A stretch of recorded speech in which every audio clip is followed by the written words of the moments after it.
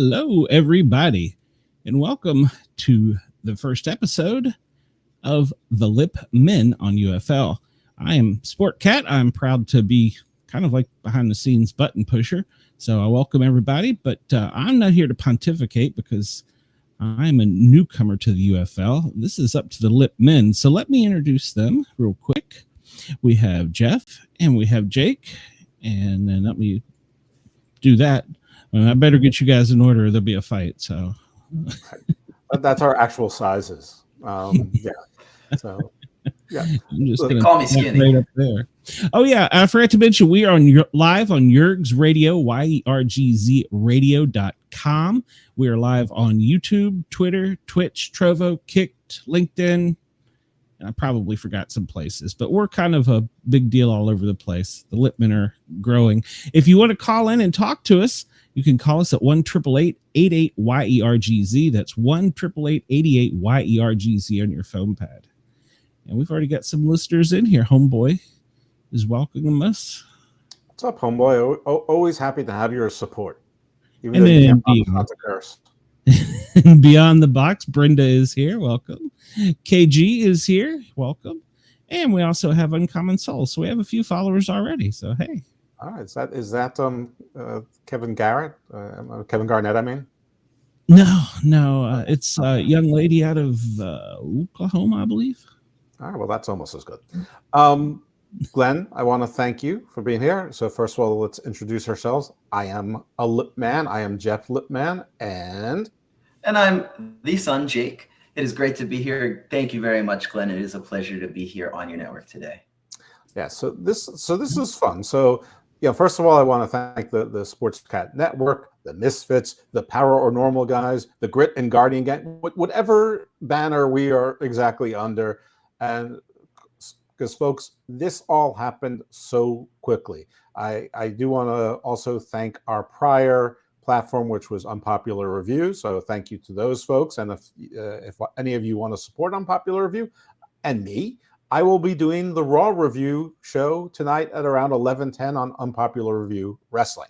But this was a notion. I knew Glenn, had the sports group, and I know he was looking for content. And I said, hey, well, me and my son, we've been doing a UFL podcast. This is technically our 6th episode, first on this network. If you want to find the old ones, you can, a couple ways, you can go onto the Unpopular Review Sports, and you can see all of them. I believe the 4th episode is in 2 parts because we had technical difficulties in the middle, which is the same reason why you can't find that one on audio. The other 4 are under the Garden of Doom feed, which is my baby of a podcast. So if you want to listen to them, you can. This came about because of Garden of Doom. And one day I got one of those email messenger requests, and I saw this, gray-haired guy with his handlebar mustache. I'm like, don't know this person, don't recognize that name. Not a crypto bro, not a porn bot, not one of my existing friends whose account's obviously being hacked. So I'll go into the profile. The account wasn't open 3 days ago with 2 followers. So I'm like, okay, I'll respond. And so I respond, and he's like, hey, I watch your show, and would you like to be a guest on the Power Normal Guys? So for those of you who recognize my voice and or my face, it's probably because you've seen me on Power Normal Guys 2 or 3 times where I am known as the paranormal attorney. So I said to Glenn, who we talked quite a bit. We've swapped some guests and things like that. Said, hey, do you want to have the UFL podcast as part of your content?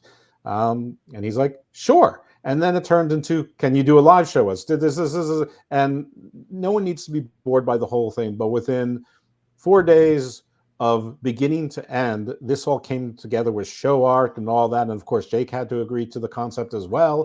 Because, just because I'm the dad doesn't make me in charge. He's obviously an adult and has agency and where his face and likeness goes out to. And we both want to grow. So we're both very excited to be here. So thank you, audience, for indulging me in that. Yes, please. I'm going to sleep over here. Let's talk some football. Let's do it.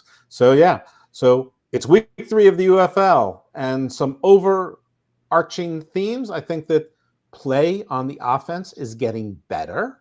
Slowly but surely. The offensive line seemed to be gelling better. It's still defense strong, but it's not so overwhelmingly defense strong. And the teams still seem to be pretty similar. There's not a lot of differentiation between these teams with some notable exceptions. Those were my impressions. What are yours? Yeah, I mean, I think the biggest thing that I keep coming back to is the kickers seem to be the most talented players on the field, which is unbelievably impressive to me. I mean, we're seeing 50-yard field goals made like they're extra points, and this is a league that doesn't even have extra points. So it's been very fun to see a league that's built up on scoring, have these extremely talented kickers.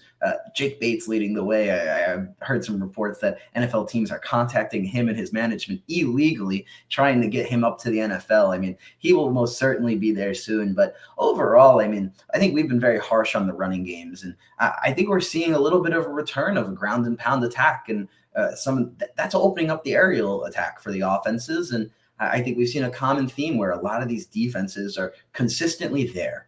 There's mistakes, there's errors, but the defenses are bending and not breaking. And it's good football. When you're talking about that, the special teams play is very different than what you're used to in the NFL. And it's leading to a lot of big plays. And, you know, we might be a little negative at times, but it is coming around. And I'd like to hear the statistics you have based off of the attendance, because I think that's really the next level of the UFL. We need people showing up in the stands now. Yeah, there was a little bit of good news and bad news, and I agree with everything you're saying. There was definitely more of a commitment to trying to get a run game with mixed success, and sometimes the person that we thought was going to be successful wasn't necessarily the successful one, but the quarterbacks are looking better. Anyway, so here are the Week 2 ratings. San Antonio at Memphis, that was an ESPN game. It drew 718,000. Arlington was at St. Louis. That was an ABC game, and that was 908,000. Sunday games were Birmingham versus Michigan on ESPN, 903,000. And Houston at DC on Fox was 849,000. On average across the board, not terribly different, but there were 2 games in Week 1 which exceeded 1 million. So, you know, people are telling me that's normal for things to settle down after Week 1, and I know that's the case with lots of shows, but with sports, it's supposed to grow. You're supposed to grow your fan base and grow your audience. So, I mean, not to pile on the negativity, but those numbers aren't great. They're better than the other spring leagues were in the past. So whether they're good enough for the networks, I have no idea. Whether the advertisers are flocking to them, I have no idea. They're getting sponsors, but most of these sponsors pretty much signed on before there was really gameplay, except for the Army, and that's probably just because the government takes a little bit longer than everyone else to sign anything. So I don't know if you have anything to add to that.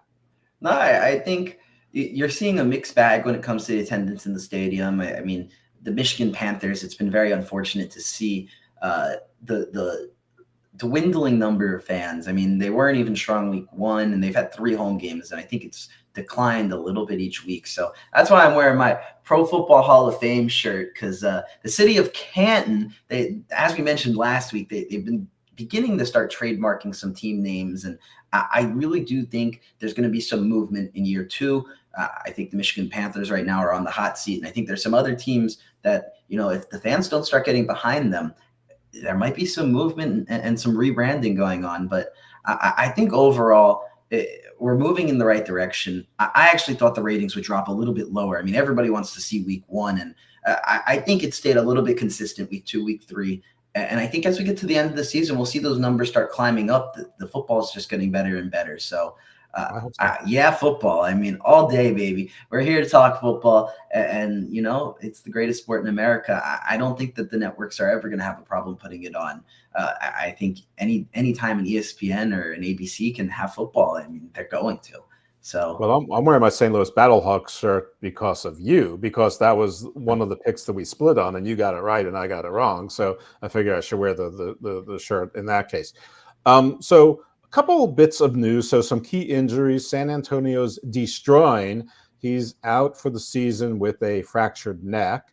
We have running back Devin Ross from Michigan on IR, but he's expected to be back Week 8. And Michigan signed wide receiver Semen Nakua. So And there's been some more roster moves since then. There's been a bunch of signings actually just today.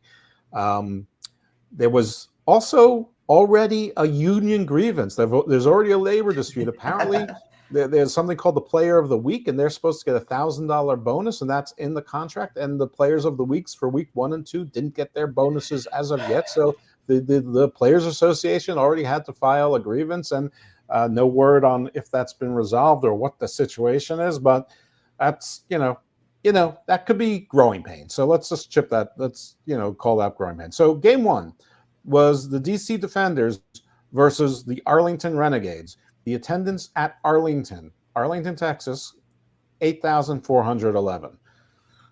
Not great, not terrible, but I have been led to believe that Texas writ large and Central Texas is the heart of football. And that doesn't feel like a very healthy heart. They've got 3 teams there. Yeah, but one's in the east, one's in the west, and one's in the middle.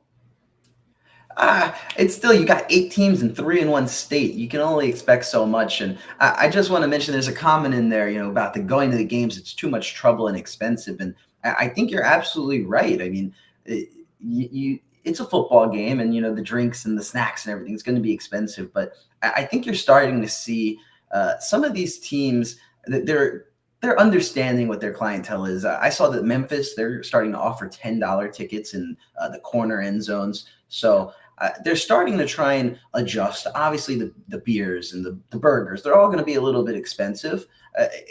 That's what entertainment is. You're getting what you're paying for. But I do think that they're getting a little bit smarter. They're making it a little bit easier and more affordable for families and people to go. So I think you're absolutely right. And I think the league's adjusting. So I think we just need to be patient with that topic. But going back to the game, I mean, we called it. I said that this game was probably going to be the highest scoring game of the year, or thus far at least. I believe we were split on this pick, and I believe I was right and you were wrong. But I picked DC. Wrong game. DC Arlington? I thought we were talking about St. Louis, San Antonio here. No, I'm going in the order of the games as they were played. Well, let's just backtrack there. But, DC did what DC does. We split on this game, and this one I was right. You know what? I'm okay to admit when I'm wrong, and I was wrong twice there. So that was good work by me. It's okay. So yeah, this was a statement game for 2 highly thought of teams, but sort of stagnant. DC was sort of in the mud with the 1-1 record, but very unimpressive. Very strong defense, offense looking all over the place, mostly bad. Arlington sort of steady, but not winning any games. And Arlington won the championship in their respective league last year, but they won once again with a 4-6 record in the regular season. So everyone's like, hey, we're waiting for Luis Perez and crew to get up there. They started the game, they were focusing on a running game. For DC, Ta'amu was showing a little bit more running ability, escapability. He was moving around a little bit more comfortable. But it felt like the same story for a while. Solid defenses with wobbly offenses without much of a running game. The first half was basically trading field goals. You had a long field goal by DC. Then you got a nice touchdown to Tyler Vaughn's for Arlington, making it 3-6. A lot of mixed extra points. There were more conversions this week than last, but that's something that we pointed out in prior weeks, that the extra point options, whether it's 1 point, 2 point, or 3 points, there's a lot of missing, no matter what yard line they're going for, and some strange coaching decisions. In my view, either they're just not doing math very well, or they're coaching very optimistically, thinking that they can get 2 scores when they can barely get 1 score. Yeah, and I mean, the extra point's going to be a point of contention for a very long time. I feel like when you look at it, you got the 1 point, which is your traditional extra point, but you still got to get 2 yards. You don't have as much space to work with. The 2 point, you still got to go 5 yards. Gives you more options, but the risk reward there. And then you go back another 5 yards to get 3 points, which I don't think we've seen any team try more than once. And I don't think I've seen one successful yet, but that's the whole wild card. I mean, you're getting a free field goal. So it's very interesting to see what's happening. This is the one rule that I don't think really has any credence in the NFL. I think this is a great idea for this type of league. And I think it will get better as the season goes along, as the coaches figure out what's happening. But I don't know. We mentioned it earlier, the kickers. I mean, Matthew McCrane, he had 3 for 3 with like 340 yarders. So I think, I don't know. I think it's very interesting, this whole extra point. The kickers are now Prospecting US said the traffic and parking is crazy too. I understand parking in any sort of, lot is, at game day parking is always going to be a pain. But the traffic, it doesn't seem like that many people are going to the games. And I wonder if these are just not, major league setups, that they're not used to traffic. Maybe they're college campuses where a lot of people walk there. Yeah, I don't quite get what's going on there. So Luis Perez looking pretty good in the first half. He had another touchdown pass to Peyton, and then they got their 2 points through Lindsey Scott running it in, barely, but he got it in. Yeah. So at this point, it's looking pretty good for Arlington. It's 3-14, and then DC comes back with a touchdown to Chris Rope, and there was another botched extra point, so it was 9-14, and I just point out that at this point that DC had dropped 3 interceptions at this time. I mean, this game could have been completely out of control, and they dropped 3 interceptions. So their vaunted defense, which was strong, and those are still defensive plays, but so anyway, DC got another field goal, made it 12-14. Then Arlington with a field goal, 12-17, and DC issued a challenge. So they call them the super challenges. The coach lost the challenge. It seemed like it was a dumb challenge to me, and no more timeouts. The officials later on overturned an incomplete pass on a touchdown, correctly so, in my opinion. It's still fun to see the ref booth, the official booth up there. I actually really enjoy that aspect of the game and the transparency. And I love listening to Dean Blanty. He's so well spoken. He knows how to control himself, in the heat of the moment. I mean, this is a live situation that you're hearing him comment on exactly what's happening, communicating with the refs on the field, watching different angles, and then also talking on the broadcast. I mean, it's a lot going on at once. And I specifically really like Dean. I could do with some more of that in the NFL. Absolutely. So then we had another Tiamo touchdown pass, this time to Brandon Smith. The 2-point conversion was not good again, so it was now 18-17 DC. Lindsey Scott had a rushing touchdown, and there was a 2-point conversion, so now it's 18-25. So this is pretty fun. Stoops also lost a challenge then, and all of his time out. So both coaches, losing challenges, I guess call that a push. I'm not really impressed with Bob Stoops as a coach on the. I think he really benefited from being at Oklahoma and the Wishbone and the Wildcat, and just being like the king of the state there, and having so many raw recruits. I've always thought he was sort of over it. Sorry, go ahead. I actually kind of think that he's doing a fine job despite the record. I mean, it's crazy to say that they're 0-3, and I think that they were the better team. And yeah, a lot of that comes to coaching, but you need to be effective on the field. And they were aggressive early in the game, and they kept pushing the tempo a little bit offensively, but it just seemed like there wasn't any enthusiasm from the players as the game went on. I don't know if they were tired. I don't know what it was, but the second half just wasn't it wasn't beautiful for them. And they had a very beautiful first half comparatively to DC. So I don't know. What's your last few notes on the game? Because I have a couple thoughts on some individual players. Well, there was a 4th and 12 that the DC went for, and they missed it. I still think it was the right call, because I think that these clocks go too fast, and I think that there was the right aggressive call. There was another field goal then by Arlington to make it 18-28. And then all of a sudden, somehow DC got a rush touchdown with a 2-point conversion. It was 26-28. They did the 4th and 12 option again because they're behind in the fourth quarter. That is a rule that's unique to the UFL, and that is if you were behind in the fourth quarter, even if you do not convert on 4th down, you can have basically a second 4th down to go to 4th and 12 to convert. They did. And they got a field goal. They worked the clock, a field goal with no time left, 29-28, with a come-from-behind win over Arlington. Very exciting game. I don't know how exciting it would have been if DC made any of those 3 interceptions, but very exciting game. and yeah, that's it. I'm gonna let you comment on the game because I've been doing a lot of talking.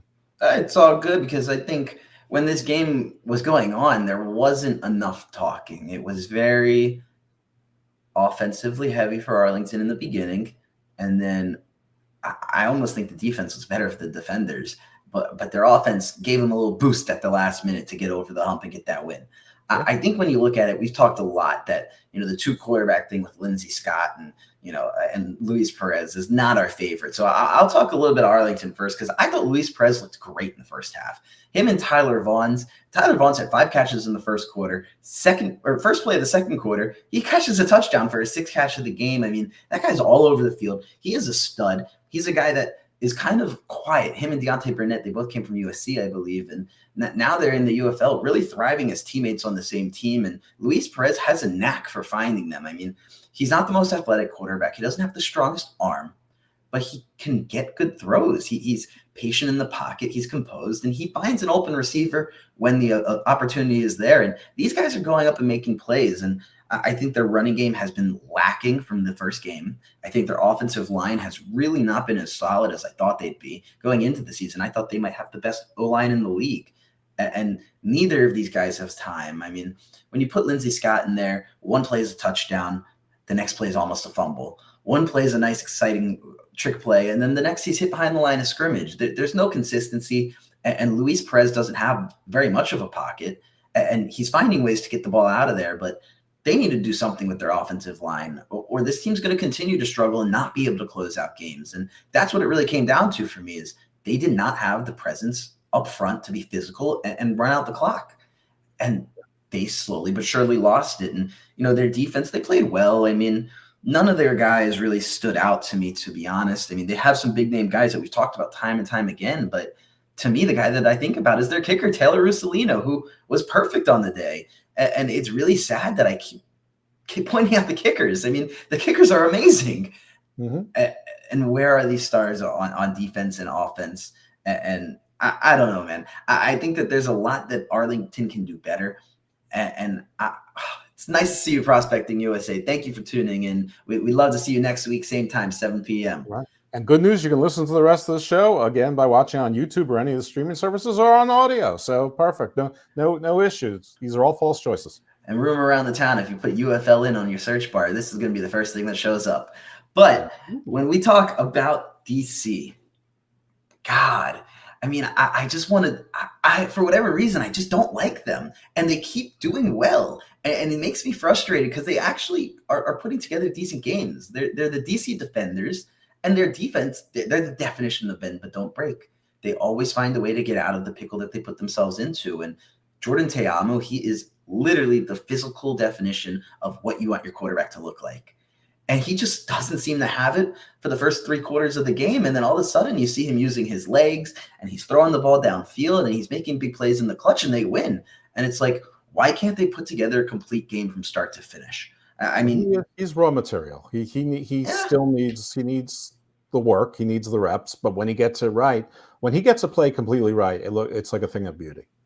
Yeah, and I think he's finally getting a little bit of help. I think Cameron Harris, their running back, started to play a little bit better. He's not the quickest, he's not the strongest, but he can do a little bit of everything. And I think that's very important when you have a guy like Te'amu who can run a little bit and he can pass down the field a little bit. It allows you to disguise your offense. So they have those options with that. And I think I was calling for Kelvin Harmon to get more involved, and he was more involved this week. He had a couple big plays. And you mentioned the guy who got a touchdown, Chris Rowland, the number 12, the little guy out of the slot. And that guy is fast. I mean, they're figuring it out on the fly. I mean, I don't even think I saw Chris Rowland play the first 2 weeks. And then now all of a sudden he's making big plays for them. He had a huge punt return for them. I mean, that guy's shifty. He's quick. He's fast. And he can be kind of like a little secret weapon for them, especially as hopefully they get more healthy. I'm not really sure what Kiki Cutie's injury is like. I think we're not really going to see Puka Williams the rest of the year, who was all XFL last year and really would be a star running back or wide receiver. So if they get either of those guys back, that would help the offense a lot. But they're going to need these guys to step up, and they got plays when they needed it. And, their defense, they bent, but they didn't break. They got their debut by former first-round pick Garyon Conley. He used to play for the Raiders in the NFL, and he played really well. And I mean, I don't know. I always loved DJ Swearinger. We've said that many times, week after week. He keeps making plays, and I don't know. Secret to the audience. I mostly love DJ Swearinger because it reminds me of Al Swearingen from Deadwood. You know what? I have no idea what you're talking about. I know, but all the old people do. And you know what? Let us know in the comments. Give us a call over the radio, because if you've got some good jokes that your son would not understand, he's the guy to tell them to. And I'm the guy to sit here with a smile on my face pretending like I know what's happening. Exactly. So our next game is Memphis versus Birmingham. And Memphis is probably the most fraudulent team out there. Actually, Jake and I, during the week, we were like talking like, I think they're low-key bad. And Jake's like, I don't think they're low-key bad. I think they're high-key bad. And I'm like, yeah, I think maybe you're right. But the commentary, and I know it's part of their job, they were still trying to make it like they're a good team, and Cookus is a great quarterback and all that, and they're facing Birmingham. So this is at Birmingham. Memphis has struggled getting crowds to there, so they had their, like you said, there's $10 tickets, and I expect all of the teams are going to start doing package tickets and family plans and things like that, as long as they don't do what the Minnesota Vikings are doing and doing it, making a kill-free zone where everything's going to be vegan. I mean, talk about, unless that's just to help your local restaurant and food truck industry, I don't know what that's about. It's football, for God's sake. And Minnesota, you're supposed to be Vikings. I mean, I expect that in San Francisco. But this is not my rant. My rant first of all, on the plus, Birmingham, yes, I know Alabama had their spring game, whatever they call it, that a lot of people go to, but they did manage to get 12,265 people in there, which is not terrible. Adrian Martinez got the start at quarterback. I think that was a brave call. I think both you and I agreed that Adrian Martinez brought more to the team, but both of us do like Matt Corral. And I remember last week I proposed a trade and you gave me snaps, which means that I believe that's young people clapping in a less aggressive way. So we like that. But I do have a rant about this game because this was on Fox. Fox is a pretty major network used to having sports. There was a buzzing throughout this entire game, which sounded like somebody was mowing the lawns outside the whole time. And what it was is that all of the field microphones were not working. So the sideline reporters, you couldn't hear them. Brock Eward, you couldn't hear them. The referees, you couldn't hear them. Everything that was going on the field was just going. And this was all game. So it's not like, listen, everything has technical issues. But there's supposed to be producers and directors and tech people out there. So first they try to fix it. It doesn't work. But first you shut down the feed, try to fix it. It doesn't work. And then when you realize it's not working, just shut it down. Okay, Brock Eward, sit down. You can do nothing, or get the important report and run up here. Come up to the booth, whatever it is. Downfield refs, talk to the officials in the main office and let them make the calls for you. Anything Agreed. would have been better than that torture that I was listening to that game, thinking like, what North Korean prison am I in that I have to listen to this? And you know what? I think this is a common theme. I mean, even with the microphones working, there's just too much going on. We like the cues in with the refs, and we kind of like when you can hear the play calls and some of those conversations that you don't normally get on the sideline. But there's just a lot going on these broadcasts. And a quick shout out to the UFL's extended highlights, because if you want to avoid the nonsense that's going on in the broadcast, you can see all the key plays in just 12 to 15 minutes on their YouTube channel and get almost the full game experience. So I kind of agree with your sentiment wholeheartedly. I mean, you're in the production and entertainment business. You got to put together good, clean production, especially if you're on the national media stage. Yeah, this is Fox Sports. I mean, this isn't like True TV first trying live sports, or Netflix, trying to do live sports first time. Anyway, this game, listen, I don't want to go blow for blow in this game. Maribel, who we were praising last week as a starter, really played a more limited role for Birmingham. Adrian Martinez was probably their lead rusher. Sternberger was there in the clutch. Cookus, he looked okay in the beginning, but he got hurt early twice, maybe 3 times. He keeps coming back into the game. He's tough. I pointed out last week that it looked like he was hurt. They said he wasn't. He was fine. He went to he didn't make it to the locker room. He sat on the steps. Commentary wasn't sure if that was worse news or good news. Turned out it was good news, but maybe it isn't. He might be trying to play through an injury and hide things, because apparently he broke his leg 3 years ago, and I think he's been desperate to prove he can be an NFL quarterback ever since. I'm here to tell you, no, you can't. And what he should have done is he should have built his body up, because he's really too lean for this game. Not You're for the mean. UFL. Yeah, he's lean. No, you're mean. That was harsh. Oh, yeah, well, Case he's lean Cookus and is a I'm good lean. quality quarterback. And I'll Well, go in on the offensive line a little later, but their offensive line was horrendous. he They did gave get up like 8 benched by his sacks. coach. He did get benched by his coach in the second half, so he couldn't be that good. I don't know. Troy Williams, the backup, came in and he didn't look much better. I think that you can't blame the quarterback every time. Yeah, well, I mean, that's sort of what happens with the quarterback. But I'm a backup quarterback myself. I did not deserve any of the blame. Right. So listen, Birmingham, while Birmingham is the most competent team on the league. They're the team that looks the most professional. Even their uniforms are the best. But going into it was 6-0. A couple, there was a touchdown to Sternberger. They of course missed their 2-point conversion. I don't know why you go for a 2-point conversion this early in the game. Why not just go for one? Like, I feel like people are trying to go for extra point conversions when they don't need to, and they're not going for the extra ones when they need to. I don't understand these coaches. I know they have charts, but they're like doing 3 scores ahead. Like, you can get 3 scores in a 5-minute offense, and they can barely get 1 score in a 5-minute offense. And usually it's a field goal, as you've pointed out eloquently over and over again. But and shout out the kickers in this game, Matt Coughlin and who's the guy for Birmingham? Why am I drawing a blank? Chris Blewett. I mean, they both had perfect games as well. Another great game for the kickers. He didn't blow it at all. They have some funny names for. There's a guy named like Schmitz. The guy I can't even pronounce it. It's and my guy TJ Pleasure, the Pleasure Man. Yeah, wow. Dun, dun, dun, dun. So we have this game looked closer than it was.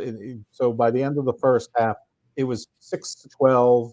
I'm reading this. Memphis had 6, and they're the home team, so it was actually 12-6 Birmingham.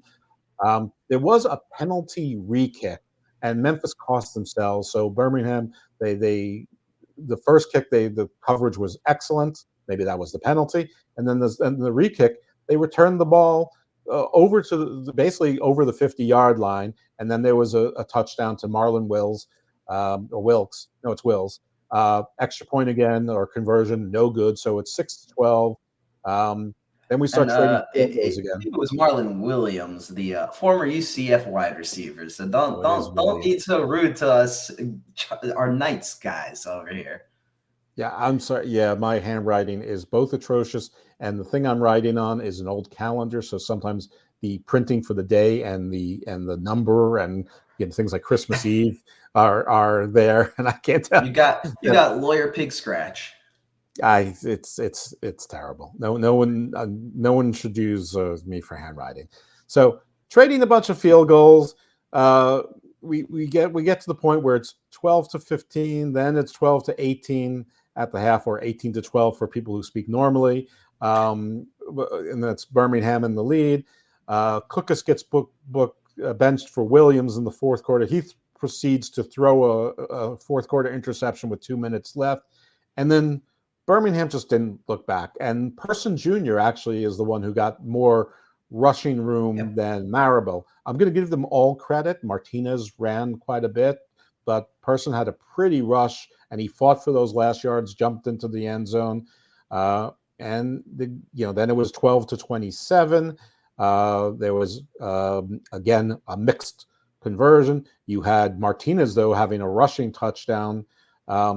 Actually, it was Person got into 12-18. It was Martinez that got them to 12-27, 27-12. And then after the interception, they scored again. And the final game was 33-12. And it just Birmingham, the first half was close. The second half, it just was not even close. It was a shellacking. And you're absolutely right, because Birmingham ran away with it. I mean, it was a close game for a while, and I think you're absolutely right. Where CJ Marable, the guy that we were calling the best running back in the league for the first 2 weeks, he took a back seat to Ricky Person Jr., which I don't think is necessarily a bad thing. I mean, they rode the hot hand, and their best runner was Adrian Martinez. I mean, and that's crazy to say from a guy who had 300 passing yards. He was their most dynamic runner, and I believe he threw 2 touchdowns, and he just found a way to get that offense going. And so shout out to Ricky Person for running the ball hard. Maribel is still involved, and I think you'll see a lot more of him going forward as well. But you really need to give credit where credit's due. And let's talk about Deion Kane for a second. I mean, number 8, that's the guy I used to see on the Colts. And I'm trying to pull up the stats that I have here. He had like 100 yards, I think. Yeah, he had 7 catches for 144 yards. Marlon Williams, again, don't hate on Wilkes. That's a UCF night right there. 41-yard touchdown on his own right there. I mean, and Jay Sternberger, you mentioned it briefly, but that's a guy who has probably been the most vocal advocate for the league when it comes to the player side. And he had a great game. He made a couple big plays early on. He was a steady hand throughout the game. You can tell he's a leader on the field for that team. So I really do like Jay Sternberger. And I feel bad for Matt Corral because Matt Corral's a 3rd-round pick in the NFL. I mean, that's a guy he's very credentialed. He's a very good quarterback. He's got a good arm. He can run. And I think when you put him on a team with Adrian Martinez in a league like this, I mean, Martinez's legs are just too dynamic. And when the arm talent is similar, yes, Corral probably is the more talented thrower. But when the talent is similar there, I mean, the legs make all the difference in the world. And you saw that Ricky Persons, who's a very aggressive runner, was able to get those lanes and the lanes that were not there in previous weeks. Mm-hmm. So I think it was a very shrewd move for them to put Martinez in there. Early in the season, they were saying, oh, we'll split snaps, get both guys some time, some reps, some video to show to the NFL teams. But I mean, maybe it's time to trade Matt Corral. And there's a team that I'd like to talk about that could use a quarterback. I mean, we kind of just mentioned them. Their opponents. They could use a quarterback too, because Troy Williams, he came into the game and he didn't even have a second to throw. And I don't know. The offensive line was just rough. I mean, I don't know if you want to piggyback off anything I said, because I can go on a tangent here. Well, I'm just not sure what they would trade for Memphis. But, yeah, I think the Matt Corral is the 4th best quarterback in the league, and there's 5 other starting quarterbacks. So, yeah, I agree. Go on your rant by all means. I shouldn't have all the fun. Well, I want to talk. We mentioned Deion Kane and Marlon Williams. I want to mention Amari Rogers. We talked about him a little bit here and there. He had another big return. He's an explosive guy. He made a nice catch down the sideline, and so did Ricky Persons. He had a really impressive catch on the sideline. But they have a lot of interesting weapons in Birmingham. I mean, I really think that this is a team that can get hot fast, and they have a defensive line that was playing out of their mind this week. I mean, Carlos Davis, Tillman, DeAndre Tillman, Garvin, the other big guy on the D-line. I mean, they were getting pressure for days, and I don't want to take any credit from them. It might have been Memphis's O-line just not being so great, but I mean, their defense was flying around the ball, specifically in the second half. And when you look at Memphis, I mean, Case Cookus looked decent to start the game. And I think as you see the game go forward, I mean, they have no running game. They have no time in the pocket. I mean, there was a great play by Vinny Papele. Shout out the Invincibles. We talk about it week after week. I mean, he keeps making sneaky good plays, I mean, in the name of his father. And he made a nice touchdown over the middle. And Jonathan Adams continues to be a very sure-handed receiver for them. But outside of those guys, they don't have much going for them on offense, unfortunately, at this point. And they made a couple good plays on defense. I mean, when I say they made a couple good plays on defense, I mean in the first half. Yeah. But moving forward, it's going to be interesting to see what happens with Memphis, because they show 1 sign of light and then 2 signs of gloom. And it's just like, I'm going to keep it as positive as yeah. But I'll keep it as positive as I can. They have a lot of work to do. All right. Well, I'll keep it as positive as I can. Birmingham killed them. So for positive for Birmingham. Our next game is Houston at Memphis. That's the Roughnecks versus the Panthers. The Roughnecks have had it rough. I liken them to the DC Defenders week 1. They seemed like mirror teams. I felt like it was Superman versus Bizarro, both fighting each other, but neither one had arms. DC has improved. Houston has not. And neither has the Michigan crowd base. Only 6,952 people showed up for that game. That is dismal. I'm told that Michigan also, the big, old Big Ten country. You got Michigan, you got Michigan State, you got Troy, you got, all sorts of big schools. East Michigan State. I don't know why aren't people going? The Michigan Panthers are low-key a pretty darn solid team. They might be the second best team in this league. And you know what? That's a great sentiment. And like I kind of alluded to earlier, like this is a team that could go to Canton, bring football back to the origin of where professional football started. And I think they draw out crowds. I mean, they have a fun team. And so I'll let you break down what happened in the game, but shout out EJ Perry. That guy is impressing me. Yeah, no, EJ Perry, he might be the best quarterback in the league. I mean, he's second to McCarron, but he's been the most consistent. Because McCarron's first game wasn't so great, but anyway, shout out to our guy Reed Stinnett, who we said should be the starting quarterback for Houston, and he did get the start. He had an opening TD run. He's not really known for his legs. There was a 2-point conversion that was actually made. The game started 8-0. Michigan responded with a field goal, so it was 8-3. Hillis was giving them a running game. I'm sorry, Hills, not Hillis. I would disagree. Well, I felt like they struggled. I mean, he might have been he's a bruiser, but I feel like he didn't have any carries that went longer than 5 yards. Well, and you're right, because we're still in the first quarter, and he in the beginning, he gave them a little bit of a running game, and it looked like it was going to be optimistic. So I'm trying to keep things positive, but it became, more -1, -2, 3 yards, which isn't enough in this league. But EJ Perry is very steady. He had a rushing touchdown. They missed a 2-point conversion. And so there was also Stinnett had an almost interception. And they got lucky. And then Stinnett threw a pass. This one was not his fault. The wide receiver, it sort of deflected off of his arms and bounced and turned into an interception. So that counts against Stinnett, but it really wasn't his fault. The receiver should have either caught it or at least knocked it down. Houston had a bit of a running game. They got a field goal. It then became 11-9. It was a nice 2-minute drive towards the end of the half, and Jake Bates hit another field goal. They tried to ice him again with a timeout.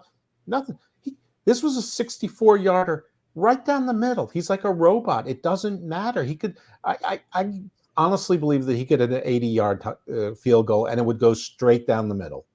And for anybody unfamiliar, we've said it week after week, but this is a guy that hasn't kicked a field goal since his senior year of high school. He was a kickoff specialist and played soccer in college.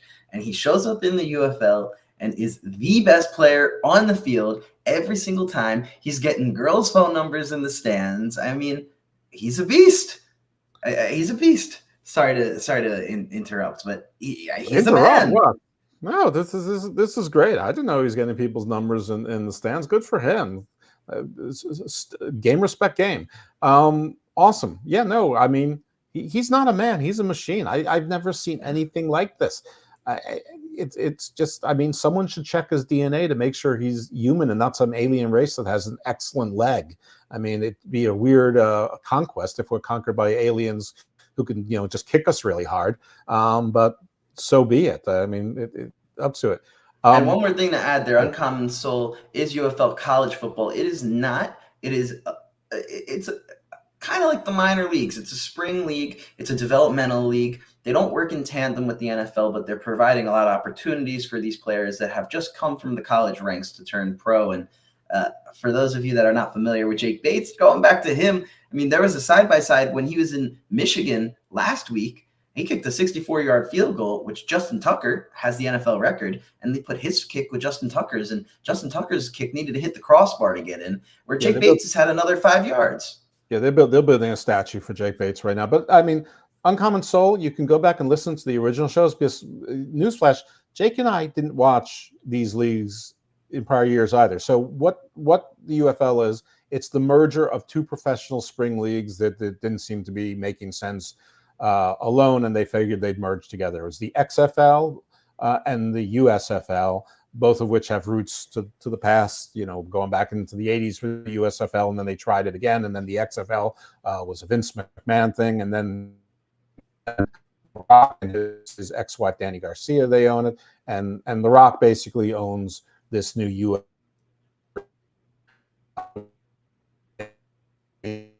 stuck with 18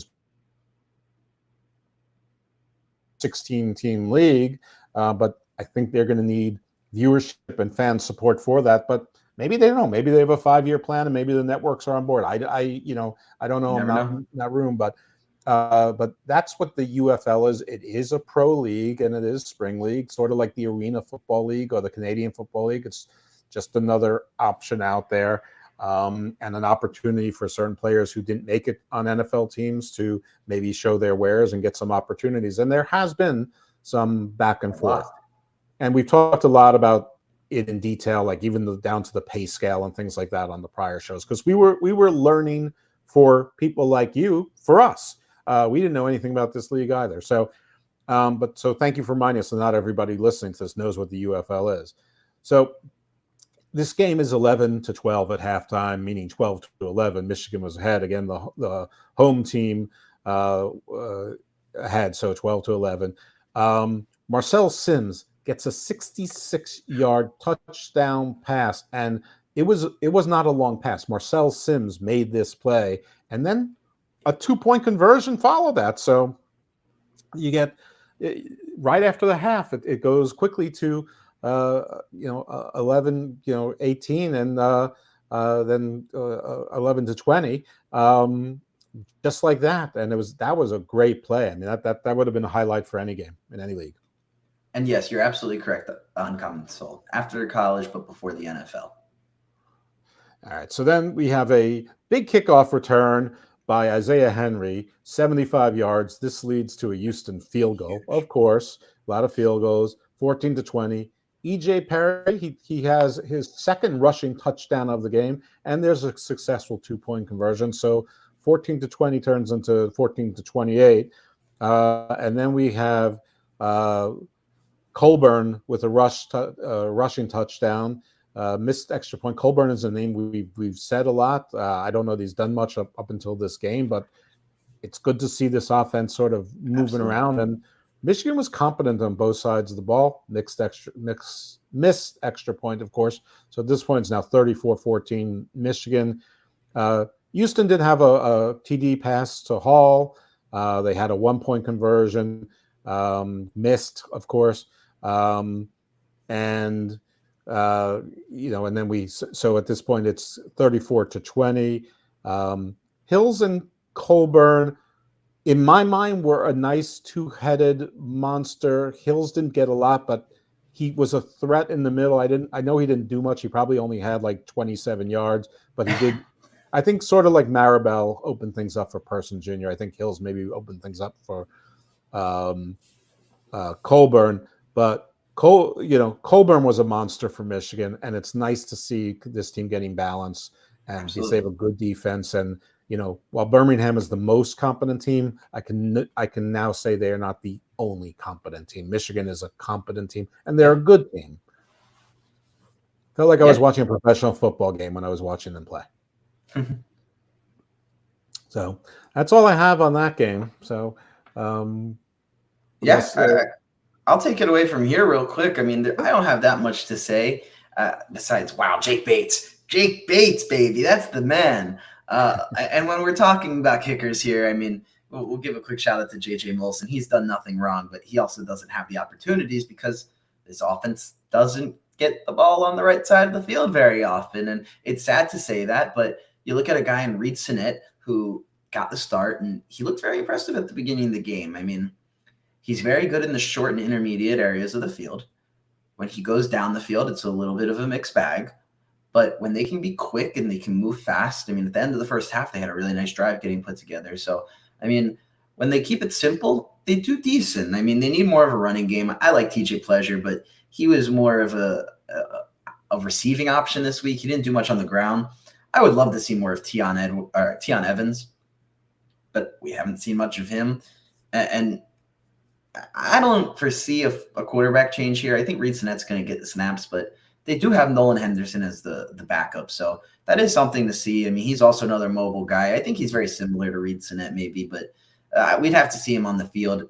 I mean, I only really saw him in the preseason and training camp with the Ravens for a year. So I don't know him very well, but I that is something to keep at the back of your mind. You might see that change going on, but I mean, this is a team who, Kiki Chisholm stepped up for them last week, and this week it was more Emmanuel Butler and Justin Hall, which that's a good sign, multiple options and whatever, but you need to get the ball in a position where you can score to use those options. And, their defense is led by some guys. I mean, Reuben Foster and some other dudes on that team, but I don't know. They are, I'm trying to be nice here. They're just a rough team. I mean, they have a lot of improvement to make. And I think this game against Michigan, we talked about it. Michigan, they're the grinders of the league, and they're not going to be an easy out for anybody. And they kept it close for a while and then ran away with it. And I didn't like Danny Etling coming in for a couple drives here and there.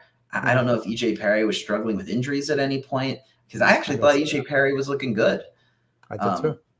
And I don't know. I like the way that he runs. He makes smart reads. I forget what school he went to, but he's an Ivy League guy. So he's very smart. He plays like it, and he's got surprisingly good arm talent for being a small guy. I mean, I don't know. EJ Perry's been the surprise of the season so far, and they're going to keep riding his back because their only losses to the best team in the league, most likely. So, I mean, when you look at them, they've got guys. I mean, and they're not the biggest, most flashy names, but you got a Trey Quinn who made a lot of big catches throughout the game, and you saw him be kind of their go-to guy when they needed to move the chains. And Devin Gray showed up a little bit here and there, and you mentioned it, Matt Colburn, he had his best game of the year. So they have all the potential in the world on offense, and their defense is just solid. I mean, they're not amazing, but they're solid. They don't make mistakes. They fly to the ball. You got a guy in Kai Nakua. Puka Nakua is our big brother, and he's making plays. And you've got other guys like Breland Speaks. He might have had the biggest sack I've seen. I mean, if this was the NFL, it would have been an unnecessary roughness call for the way he took the quarterback down. And they were getting pressure all day long. So this is a team that when you have such a gritty defense and such a solid offense and the best kicker in the league, they're going to be a tough out. So I'm pretty high on Michigan moving forward, and I think this was a good win for them. And Houston. Yeah, I'm going to keep saying it until they don't deserve it. Houston, there is a problem, and it's not just your necks that are rough. Everything there is rough, from above your neck and below your neck. The whole thing is rough. And I was really jaded by one of the podcasts I was listening to in preparation for learning the UFL. And the guy was babbling about the Roughnecks. We're going to go 12-0, 12-0. And I mean, they're 0-3, right? So, I mean, so I guess 12-0 is out of it. Anyway, that brings us to our last game of which was the St. Louis Battlehawks. I already teased the end against the San Antonio Brahmas. I was all in on San Antonio. They overachieved in week one. They were doing fun plays. They were playing solid defense. Week two, they got themselves behind, but they never gave up. They took advantage of some of those rules and had sort of a miraculous come from behind win. But I guess it wasn't that miraculous when DC repeated it the next week. So maybe it's just a thing that's going to happen in this league. Anyway, and who was right predicting this game? You were right. That's why I'm wearing the shirt in homage of you. I was all in on the Brahmas. But good on San Antonio. They had almost 12,000 people there, 11,790. Good, not great. McFarland was in the game. He was a pretty good hoss for them, but he was very active early, but they couldn't convert. That's sort of been the story with San Antonio. Is that well, really league wide, too many teams are settling for field goals and missing those extra points at the same time. St. Louis really gave San Antonio more options than they should have had. They had two early defensive penalties. When they were on offense, McCarron was very efficient. He had a rush TD. They're missing their extra points too, but 6'6" Hakeem Butler is a big target, and he was being thrown to a lot. Somebody said that he reminded them of Marcus Colston. He reminds me more of Herman Moore. Marcus Colston, I think, was faster, but there was also a guy that was on the Minnesota Vikings around the same time Randy Moss was there, and he was sort of like a Herman Moore clone, but he was a little bit faster. I think it was like Marquez Robinson or Marcus Robinson. He was actually on the Ravens for one season, but he didn't do well without Randy Moss and whoever the other receiver was. But he reminds me a little bit of him. I think it's Marcus Robinson. Butler had a second touchdown reception in the first half, and there was a 2-point conversion. They missed their 1-point conversion earlier in the game. Well, it was a 2-point that they missed early, and it was 14-3 at this point because San Antonio is not, doing things. Garvers makes a 4th down, so that's great. So he's not giving up. So I'm still on my San Antonio wagon train. They're going. There's no quit in this team. There's, can there be a miracle? They have a trick play. They're going back to those trick plays. The trick plays work. They get a rush TD from Lovett. They get a 2-point. They miss a 2-point conversion, so it's 14-9. There's a kickoff return to the 50 by St. Louis, and then they move it. You have Durant, who's been being used more of a catcher than a runner, but he's being used and gets him into field goal position. So it's 17-9 St. Louis at the halftime, and San Antonio's still in it, so I'm not giving up on them. But St. Louis looked pretty darn solid in the half, and you have been talking high about St. Louis since preseason, and I have not been believing it. Now, in fairness, I don't think either one of us knew squat in preseason. We were just making things. We were just going with what we thought. And they were the easy team. They were the odds-on favorites. Right, but you stuck with them even when they had that early season loss, and you've been saying, no, I like what I see. So that's why I'm not ready to toss the Renegades away, because you keep saying you like what you see, but I don't know. But we talked about the Renegades already. So you want to talk about anything in the first half, or should we move on to the second half? Well, I mean, I think if you're really just looking at it, it was Hakeem Butler. He was the man. He's the guy that really took over the game for them. And I mean, that's a guy, he's playing with a chip on his shoulder. He's a former Arizona Cardinal guy, and he had a broken hand or something in spring training. And he's kind of upset that he got the short end of the stick. They didn't keep him on the roster, and he's looking to impress. And oh man, he definitely is. And Darius Shepard too. I'll talk about him when we're done recapping the rest of the game. But Darius Shepard also played very well this week. Yeah. So we should say that the Santoso is who replaced the San Antonio kicker Destroying, who's out for the season, and he was perfect on the day. But field goals don't get it done. They did score a field goal in the third quarter. It was 17-12. Now there was a defensive penalty on Garver, so St. Louis again letting San Antonio sort of be in the game. The quarterback for St. Louis, E.J. McCarron, who some of you may recognize from Alabama, right? He was the Alabama quarterback. Two-time national champion. Yep. And it was used on the Cincinnati Bengals. He actually asked for his release so he could join the UFL. He was the leading rusher. And you mentioned week one that his body language was sort of iffy. He didn't really seem like he was a leader. But this week, he definitely seemed like he was the team leader. And last week, we sort of saw the transformation. But this week, he definitely felt like the team leader. Like this is his team. He's not like bullying people. He's being like what you want to see in your quarterback. He's fiery, but positive.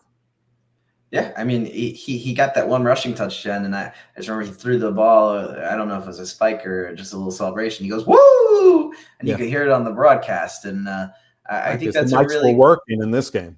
Yeah. Yeah. So we have a field goal. It's 20-12. Then San Antonio finally gets a touchdown with a McFarland rush touchdown. They go for two, miss it. So it's 20-18 at that point. You have Sellers trying to get the rushing game going. Apparently, he was a scratch last week. He was benched for whatever reason, but he actually gave St. Louis a pretty decent rushing game. Again, there's no great rushing games in this league. So even if you have someone that gives you, 10, 12 carries for 45, 55 yards, that's something. And he did that, got them into field goal position. It was 23-18 at this point. Mack had a TD pass catch. But then there was another Sellers rushing touchdown. there was a point where San Antonio decided not to go for a 4th and 12 before the second rushing touchdown. And there was just over 2 minutes. And when the sideline reporter went to Wade Phillips, and I'm going, why aren't you doing this? Why aren't you going for it? He goes, I got 3 timeouts.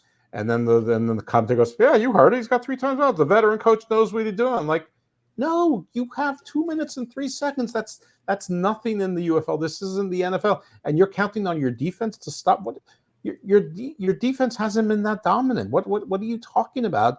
I don't like to second guess coaches. You know, Wade Phillips has forgotten more about football this week than I've known my entire life. But that was the wrong call for this. No Wade Phillips slander here. We love Wade. Wow. Well, your team won, so you should be happy that he made this mistaken call. But it seems like you're forgetting that I also said the Brahmas, who were the biggest underdogs heading into the season, I said that they were going to be good. Now everybody loves the Brahmas too. I mean, it's crazy. Well, you know, they ended up getting a late touchdown, you know, but they also had they tried to convert for 3. They missed it. They a bunch of bad calls there, and it ended 31. Was it 31-25 or 31-18 was the final? 31-24. 31-24. Okay. So, yeah, they lost it. I put a circle around the wrong score. And so the important thing is this week I did not go 4-0. I went 3-1. But listen, I'm not counting week 1. I didn't know jack squat. I was learning the teams. I was watching how they were playing. All those picks were just based on paper and speculation. But ever since I watched it, 7-1 since I've watched the league. How about you? Where are you standing? And you know, we were split on 2 games, so I ended up 3-1 as well. I'm 6-2 on these last 2 weeks. I think we were both 2-2 week 1, so I guess 8-4 overall, which really isn't bad. I was 1-3 week 1. I'm doing my not so humble brags for weeks 2 and 3, but week 1 I was a disaster. But, I mean, you got to find some consistency. And before I go and take over a little here, I believe we're a couple minutes over a message that our host Glenn was going to give. So I'll shut up for a second real quick and let him take over for a minute. No, I was just going to say we will take a quick break in here for any of our radio viewers. So hold on 1 second and bear. Let's get ready to rumble! I'm Miranda Maverick, and when I'm in fight camp, I never listen to the Sportcat podcast. Miranda Maverick, we love her. Oh, I love her. 14th, ranked 14th flyweight. She'd beat my ass. So yeah, she's a good friend of the show. She may be watching actually. So well, she is. Hello, Miranda Maverick. Nice to meet you. Miranda Maverick, big fans over here. Well, you are. Jake happens to be a big MMA fan. I am not. I don't want to defraud anyone. And if we're talking, you know, about this weekend, I mean, UFC 300 was a crazy event. CFFC 131 went down, and shout out my guy Marquez Flores for winning it was the interim lightweight belt. He's an undefeated prospect now on the rise, and Bailey Schoenberger also got the light heavyweight title. He's another undefeated prospect on the rise. There was PFL. I mean, there was so much going on. And yes, Marquise, UFC 300 was amazing. Some crazy highlights. Max Holloway, Justin Gaethje, that's an all-time moment right there. My boy Potan, Alex Pereira. I have never seen him smile or taunt, and he knocked out Jamal Hill after getting hit in the nuts. He's the man, and put him on UFC 301 in his home country of Brazil, please. But enough of that. We're talking football here. We can definitely talk UFC another day. And you know, you hit it right on the head on the nail. I mean, AJ McCarron looked rejuvenated this week. He ran the ball. He threw the ball. And he seemed emotional, which I liked. I don't want a quarterback. He was playing for himself, it seemed like, early on. And this week, it was more about the team and camaraderie. And it was just more of a hype man, which was great to see. And you know, Mateo Durant, he's been not a bad running back at all for them, but seeing Jacob Saylors come into the game, I mean, he was explosive for them, and he was good in the pass game. He was able to use his speed on outside runs. I mean, they're starting to really put it together, and they hit some bumps on the road. I mean, the Brahmas gave them a run for their money, and, you know, I do like what they're doing over there. I mean, Marcel Aitman was very quiet this week, but it's okay because Hakeem Butler had like 6 or 7 catches with 2 touchdowns, and Darius Shepard made a couple big plays, not just receiving, but in the return game as well. And I think when you look at the rest of their team, I mean, Jake Sutherland, the tight end, also, he made a couple big plays. So they're really coming together. And I think I've tried to pronounce his name every week, and I probably said it wrong every single time. But Peter Taumo Upenu, the edge rusher, number 7, I mean, that guy's probably the best edge rusher in the league. And we're talking about a league that has some really high, drafted prospects from the NFL. Does he acknowledge his tribal chief? You know what? If you're talking about Roman Reigns, I could not tell you if he even knows who that is. I'm sure he does. And I still acknowledge Roman Reigns as my tribal chief. And you know what? I'm more of a Rock guy. Go Brahmas. But with that said, Rock. So, But, the Brahmas are his baby. And, Ben DeLuca is probably my baby on that team. That guy keeps making plays, play after play after play. I will not stop hyping up the safety there. I mean, he is really good. And I can't wait for him to get another shot at the NFL if he keeps making plays on defense. Him and Peter Taume Upenu, they're both really playing well for them and leading that defense. And, we've talked about the kickers a lot. So Andre Schmidt, will keep it really short. But I don't think he did anything wrong either this week.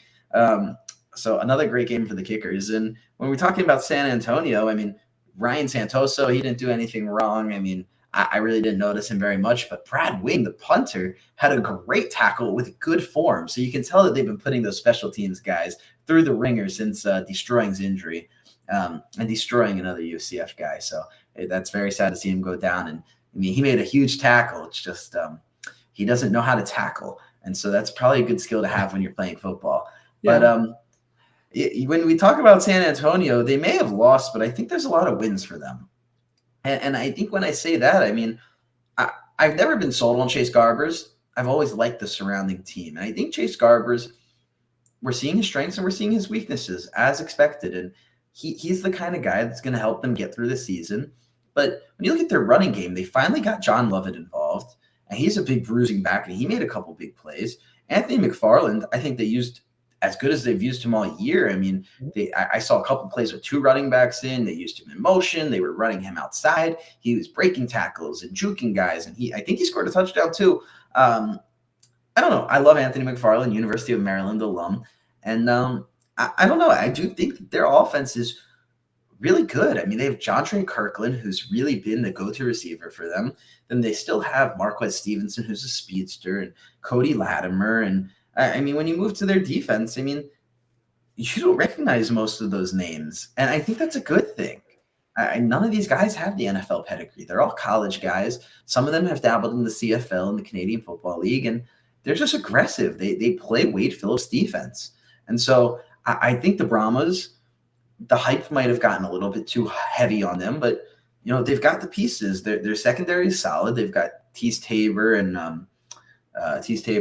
Darius Phillips at corner. And I think that they're going to keep doing what they're doing. They're going to keep blitzing. They're going to keep relying on their secondary, and they're going to keep finding a way to win football games. So I was impressed with St. Louis. This was probably their best game to date. And I think we said that this was probably the game of the week, and I think it lived up to expectations. And I believe I said that this would be the highest scoring game, and it was a nice 55-point game. And I mean, I feel like there could have been some more offense. So I think look for both of these teams to score a lot throughout the rest of the season. And I don't have too much else to say.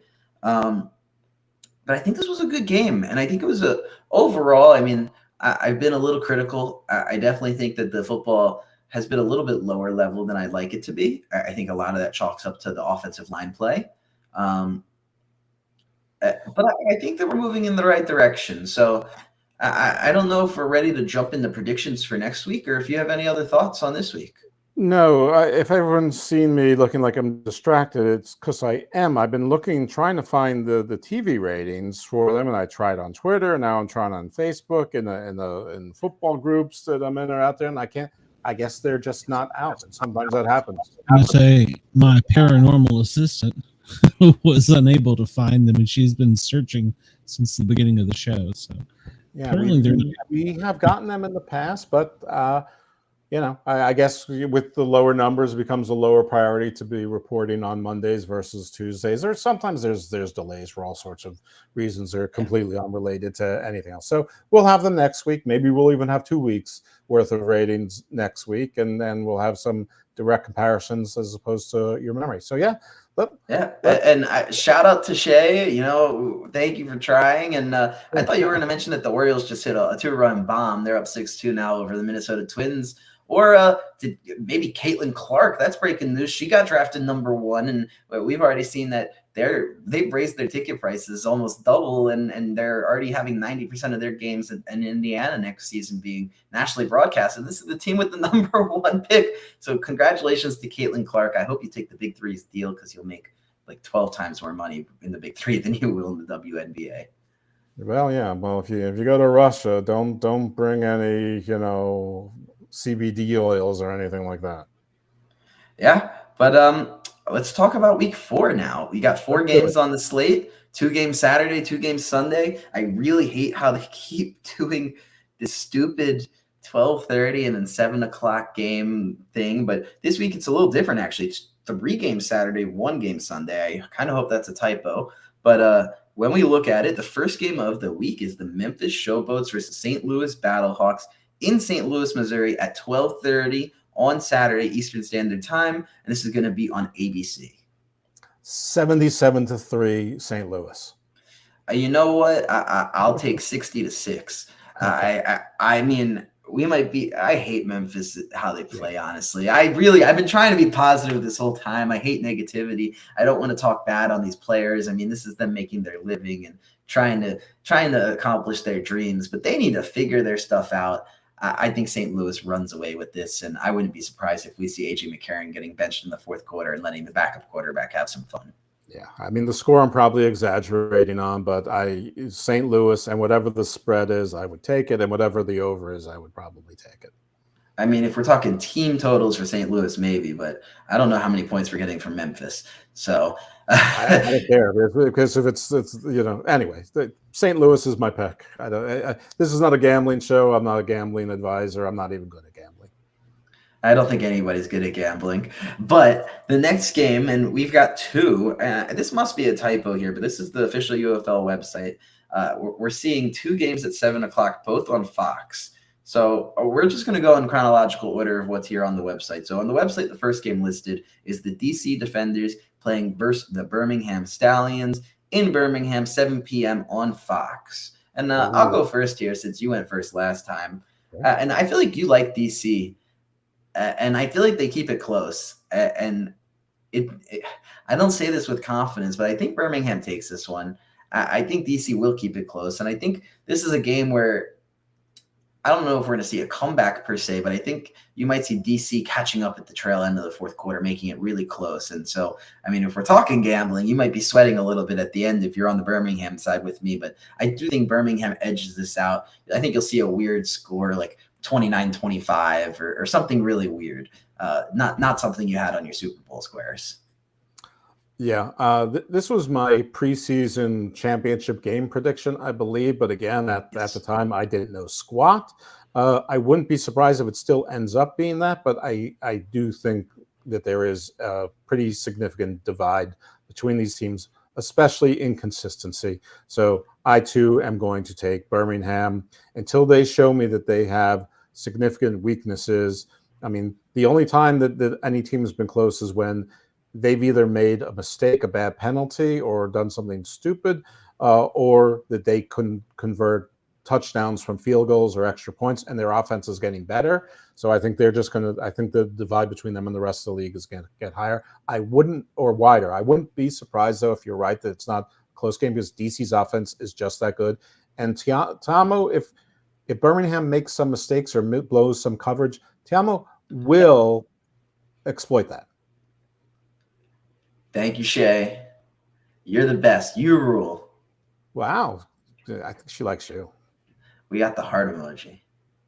Good. Wow. Right. Heart emoji. That's terrific. Of course, her last name is Asylum, so that's sort of some Harley Quinn vibes over there. But all right. So what do we have next before I have Harley Quinn attack me with a bat?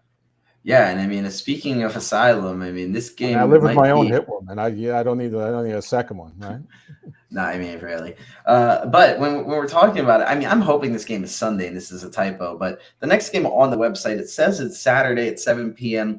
in the Aladome in San Antonio, also on Fox. So I don't think they'll have two games at the same time on Fox. But the next game, it might be a little bit like a mental institution because I think this is going to be the most fun game we've got of the week. This is my pick for game of the week. It's the Michigan Panthers versus San Antonio Brahmas. Take it away.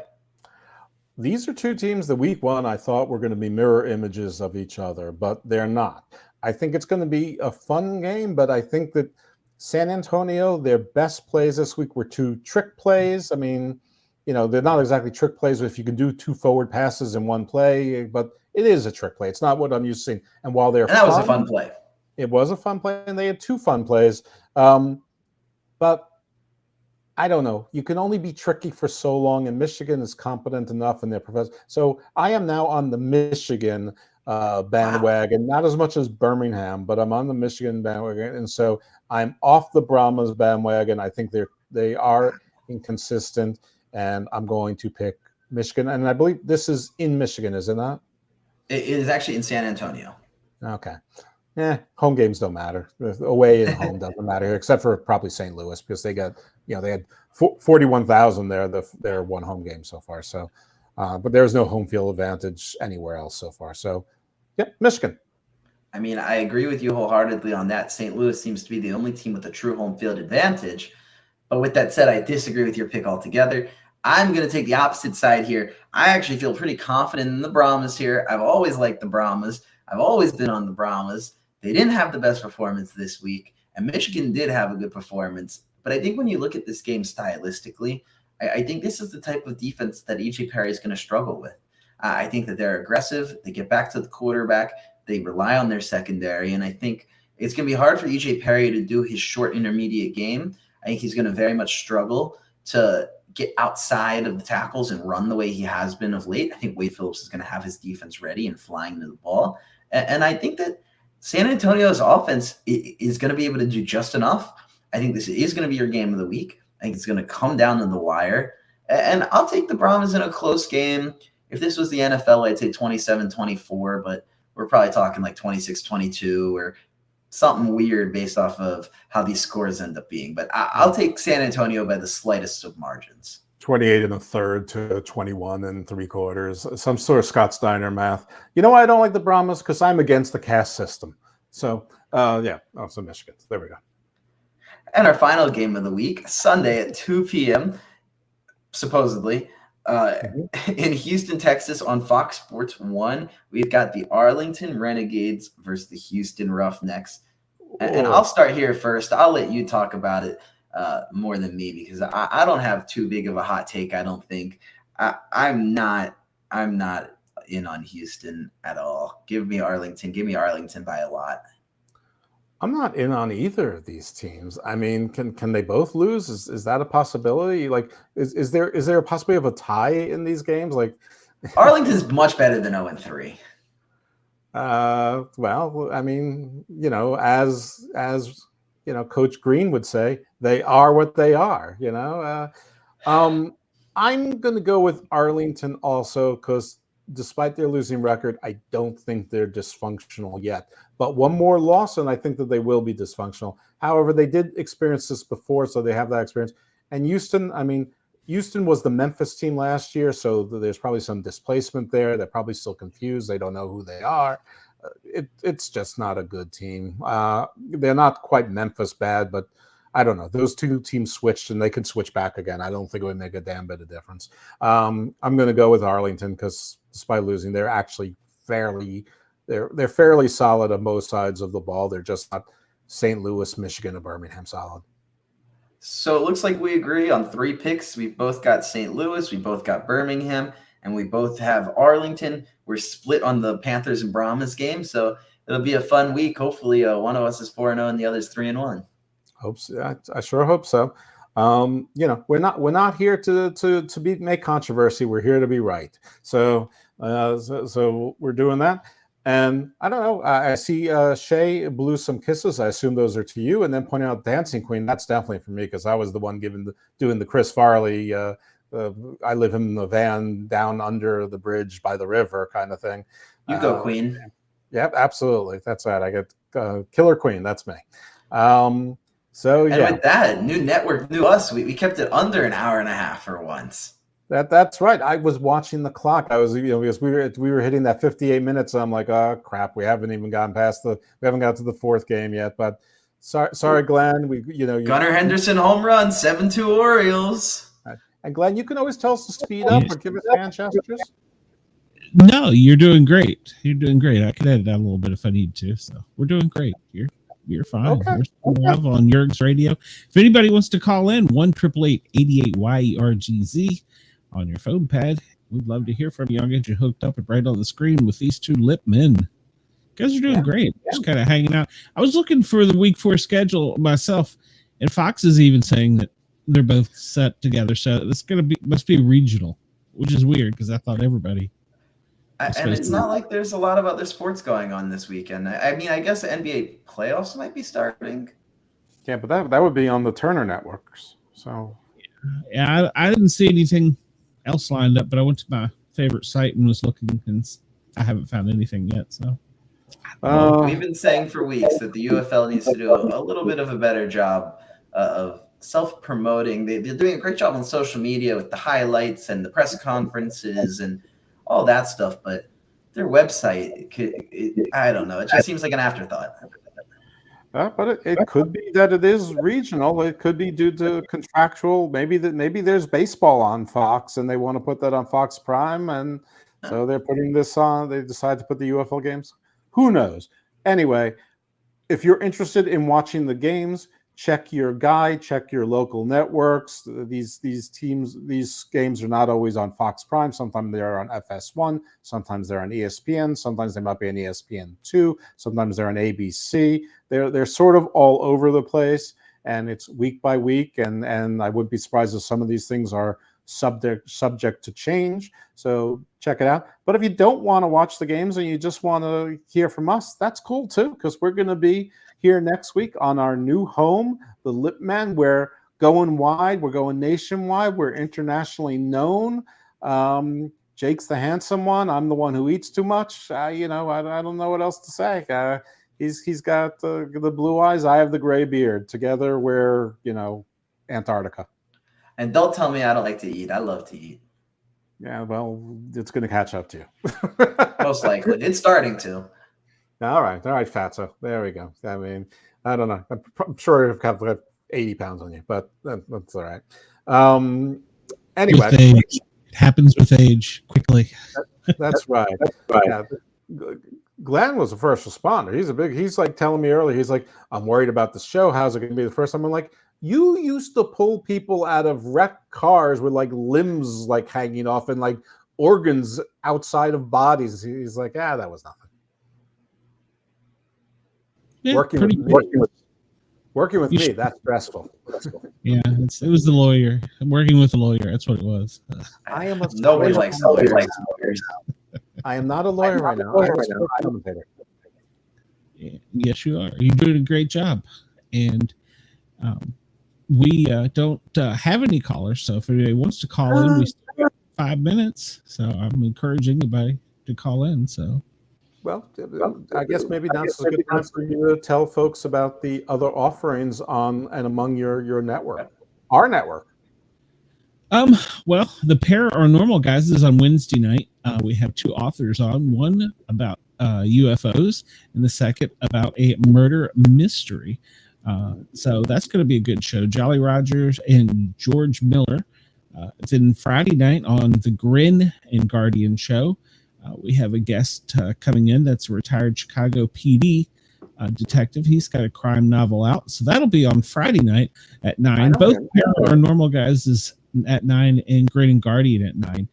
Saturday is my Misfit Mayhem show, where we have anybody is welcome to come in, and we kind of just have a roundabout. It's kind of like walking into Cheers with your beer and sitting down at the bar. So we do that, and we do have to be radio friendly because that's carried on WDJY in Atlanta and WRFN in Nashville. So we have to be radio friendly for those. And if we're also, it's we have grown so much, I have to actually give myself a ticker to tell us where we are, because the network is growing so quick. Pacifico Community Television, channel 26 and 27, and that's in San Francisco.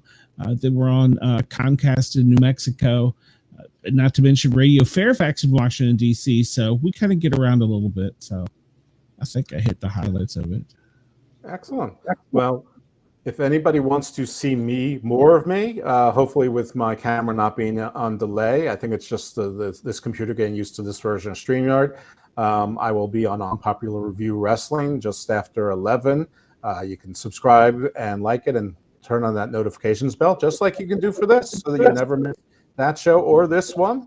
And I'll be doing Raw. Yes, it's already started. Don't worry, I have it on DVR. My partner is taking notes as to the segment order, so we will be in order there. And tomorrow night, if you want more wrestling, I'm going to be on Toonie Wrestling, the Roundtable Show, which we've had thousands of listeners watching us and listening to us talk for 3.5 hours about wrestling on Tuesday nights. Of course, that's because the host is a fabricated human. That's right, it's Marvin the Movie Monster. Don't tell him he looks like Gossamer. Don't tell him he looks like Gritty. He doesn't appreciate that orange furry monster racism. They don't look alike. They sort of do.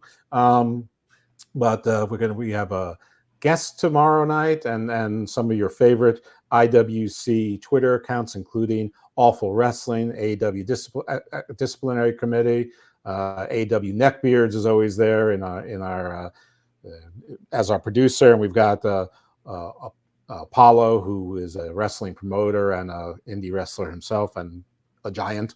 And then again, Hammerlock Hangover should be dropping any day now, and we'll be recording another one on Thursday. And Garden Views is going to drop this Thursday. I've got author Edo von Belkom. He's a former award winner of the Stoker Award and nominated for the Stoker Award a second time, which is top horror author of the year.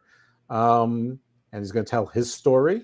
And the same homicide detective that's going to be on Grid and Guardian. I'm going to release that show probably in 2 weeks.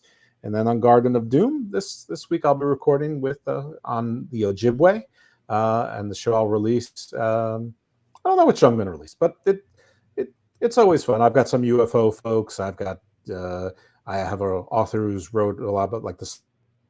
So we're cooking with gas. I've booked Mark Booth. I've booked Professor Edwin Barnard. I've booked Professor John White from Craigenford. I've got Mark Ollie coming on again. I've got Gary Wayne coming on again. You name them, I got them. People are saying yes. I don't understand why, but I love it. And so you can find me and Garden of Doom and Garden Views are on the same feed. And again, that's also where you can find the 4 out of the 5 prior Lipp Men on UFL. Whew. I don't know what else to say, folks. I'm done, but I know that you were looking for an hour and 28 minutes, and we're just over. Well, if I don't get a turn, that's okay. But you can have. Let's talk about our Twitter at XFL and Evil Dose at Garden of the Doom. I'm sorry, Jake. You should promote your stuff. it's okay. I don't got too much to promote, so I'll be quick. That was a mouthful. I'm pretty simple. Follow me on Twitter, X Elon Musk's baby, whatever it's called these days. My name with an underscore in between. I'm going to be there talking MMA, Baltimore sports, and that's about it. If you want, I missed it in my sports shout-outs. Power Slap was this weekend, and my boy Damien the Bell, he retained his heavyweight championship belt with a nasty 4th-round knockout over the King Ryan Phillips. Done 2 interviews with him over on my YouTube channel. That's half retired, half alive, who knows, Behind the Cage Door on YouTube. So if you want to check out some of those cool interviews I've done, some guys you might know, Charles Radke, Damien the Bell, as I just mentioned, Andre Petrosky, and a lot of other guys. Cedric Gunnison, he's preparing for a fight in LFA. So a lot of good stuff over there. But follow me on Twitter. Let's talk about sports. Have a good time. And I just said more than I deserve to say. So that's all I've got. That was awesome. Yours is so much better than mine. I need something for me. He does sound organized. All right. Well, everybody remember, we enjoy having you on this channel. So please like, follow, subscribe, hit that thumbs up button. If you're not listening to us right now, the Para are Normal Guyz with a Z is the YouTube channel where you'll be finding everything. And please follow us. Gentlemen, anything else tonight? Or did y'all talk yourself out? I said too much. Well, I'm ready for dinner. Yeah, I was thinking that too. So I don't know what we're gonna have. So hopefully something good.